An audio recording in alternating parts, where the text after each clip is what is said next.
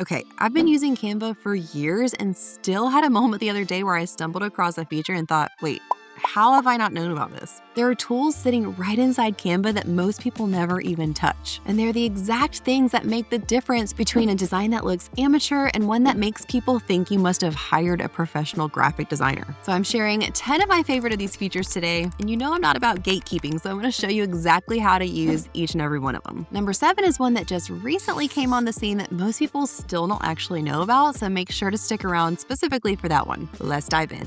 Okay, the first Canva hack we're talking about is color themes. So we're going to generate a specific color theme from a design we like. So you could either find something in the Canva template library that you like or bring in a different design that you like. So I'm using this one, for instance. Let's say I really like the colors and the branding that's used in this design, and I want to be able to recreate this look across other designs as well. So with the design selected in my project that I want to create my color theme from, I'm going to come to the left where it says brand, and this is going to open up my whole brand kit section where then I'll come down to colors, and you'll see where it says generate a color theme. So when I click that, Canva brings me over to my brand kit area where I'm going to again click generate. It'll then allow me to select the design that I want to generate the color theme from. So I'm going to select this one that I had open and click generate color themes. And I can see it preview over here on the right hand side where I can type in a name for my theme. So maybe I'll call this colorful abstract, and I can input custom theme guidelines for this theme. So I can describe the color theme and when to use it. So if there are specific colors that I only want for the text or only want for the background, I can enter those instructions here. And then I can see the different color combinations, which I can click into and edit any of if I don't like some of these. When I'm happy with it, I'm going to click add to brand kit. And here is my colorful abstract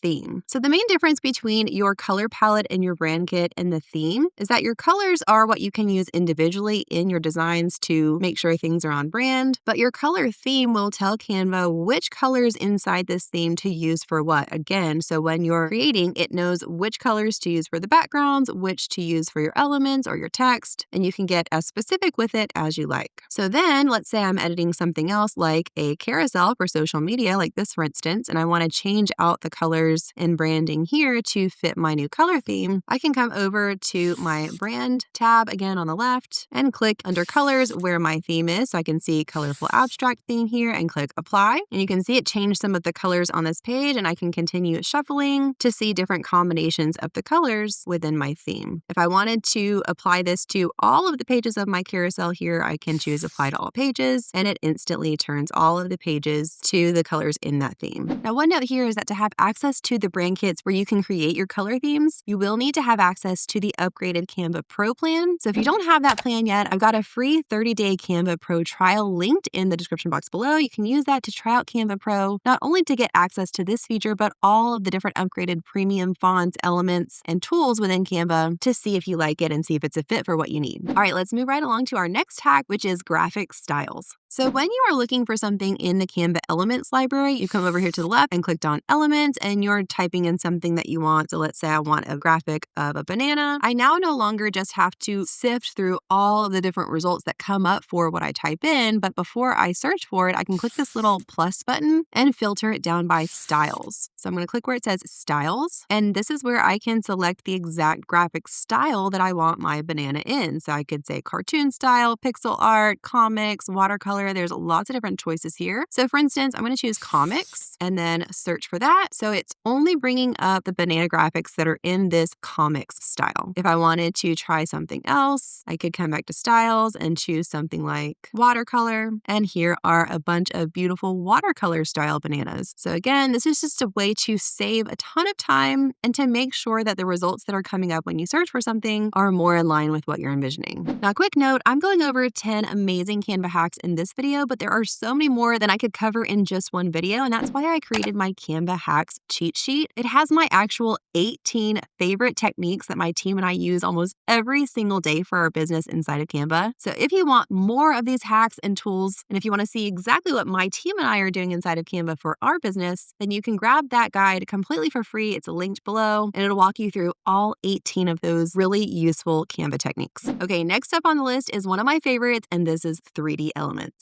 We're still over here in the sidebar for the elements library, but let's say I can't quite find what I want because I want something specific and I want it to be more of a 3D element. So let's say I'm looking for something like the planet Earth. I can type that in. And instead of just clicking generate to use AI to generate a graphic of the planet Earth, I can click this little drop down arrow and select 3D. And this will make sure that it generates some options for the planet Earth that are actual 3D graphics. And here are the 4 options that it generated for me. So if I add one of these to my design, I can see how it's actually a 3D element because I can click the middle of this and drag it around to see it from any different angle. All right, next hack on the list, we're talking about turning a photo into a vector. So if I have something that's an actual photographic image like this cute little monkey and I want to turn it into more of a vector style graphic, I can easily do this by selecting my photo and coming up to edit on the top, and then on the left hand sidebar scrolling all the way down under apps to where it says vectorify. And here it's showing the preview of my photo and it's giving me the option to choose the color style. I can keep it in full color or I can switch it over to black and white. If I select black and white, I've got this threshold slider so I can see in the preview how it changes as I'm moving this from left to right. But for now, I think I'm going to keep this in full color and click convert to vector. And here is my new vector element. I can choose this number of colors slider and bring it down to simplify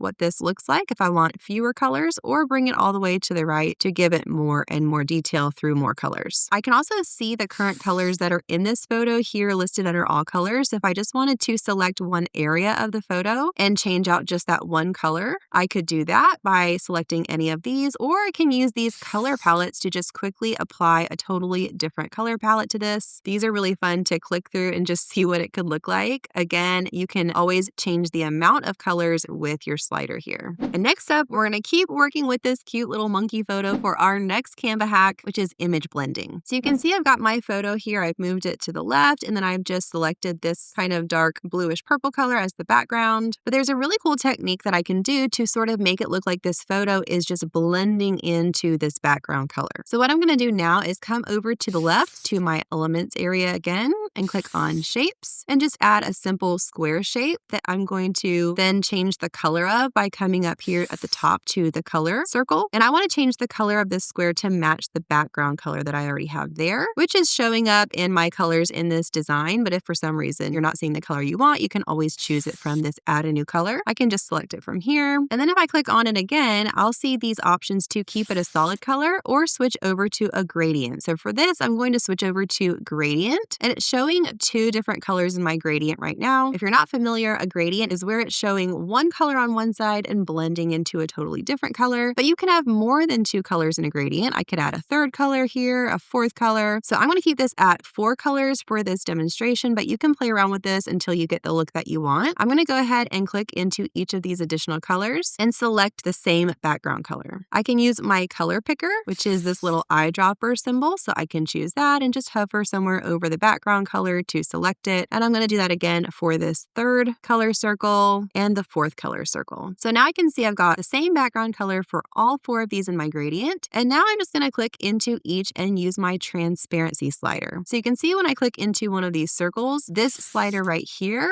that looks like the solid color on the right hand side, but then it goes more transparent and clear as it goes to the left. This is my transparency slider. So for this far left one, I'm going to make this one all the way transparent because this is the color that's going to end up over my photograph. I want to be able to see this cute little monkey. So that one's coming all the way to the left and you can see it's at 0% transparency. Then I'm going to come over and click on the next circle in my gradient, which is the next one over from the left. And I'm going to bring this one down to where it's almost see-through, but not quite completely see-through like the first one was. I can see again right here the transparency percentage. So I might want to do this one at 25%. And again, the same idea, clicking on the 3rd one, I might want to bring this down to something like 60%. Again, I'm probably not being super exact with this right now, but you can experiment with this until you get the look that you're going for. So now you can see how my box is fully transparent on the left-hand side. And then you can see if I bring it over this way, it's bleeding into the background color on the right-hand side. So the only thing I need to do now is click to resize this and bring it all the way down to cover over the entire height of the photo and drag it to reposition it where the right side is just slightly overlapping where that seam meets the photo.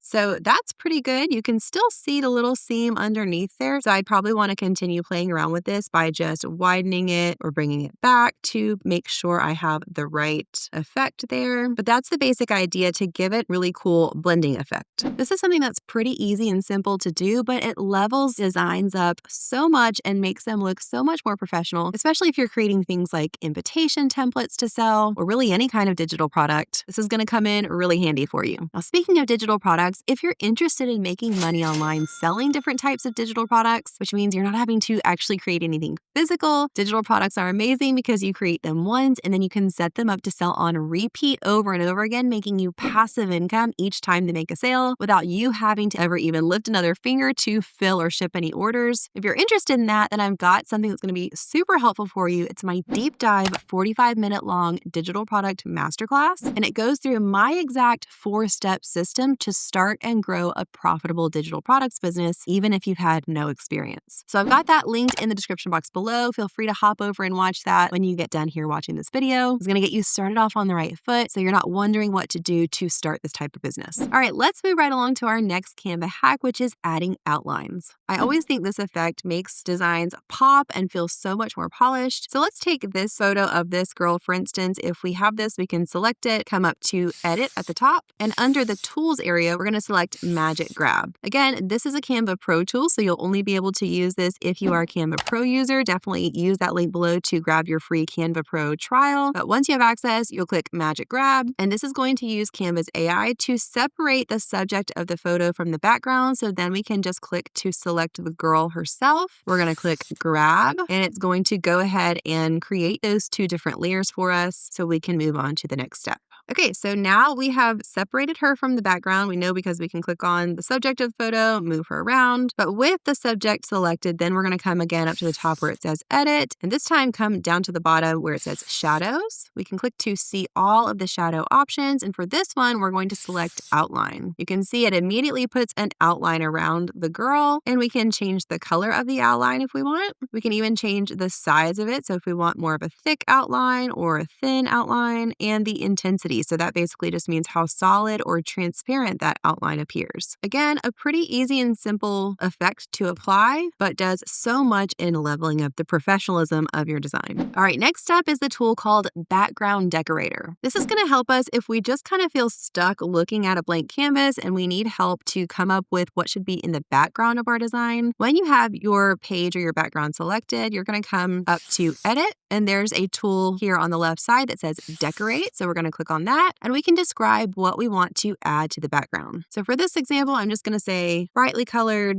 classroom and teacher items, and then click generate. So it's generated 4 different options here. I can see this to the left in the preview area and click on them to see what they look like larger in my project. I think it did a great job giving me exactly what I asked for. So let's say I want this one that looks more like a border. I'm going to select that, and then I can continue adding to it if I want to add other elements or text to my design. But this is just a super easy way to get unstuck and have Canva help you decorate your background a little bit. Now you can edit these as well. So let's say I wanted to slightly change the colors of some of these items. With this selected, I can come up to the top and see what colors are currently in the design. Let's say I want to change this sort of orange color over to a darker orange. Maybe I want this purple to be a light blue. I can just play around with this and edit this until it is exactly the way I want it. All right, moving right along to layouts and styles. Now this is not a new one, but it has been recently moved. It used to be found over here when you clicked on templates, but now if you click on the background of your design and you come up to the edit option at the top, you'll see where it says styles, and you can click to see all. So this is where, if you're not familiar, Canva gives you suggested color palettes of colors that go together well. They give you suggested font sets of different font pairings that complement each other well.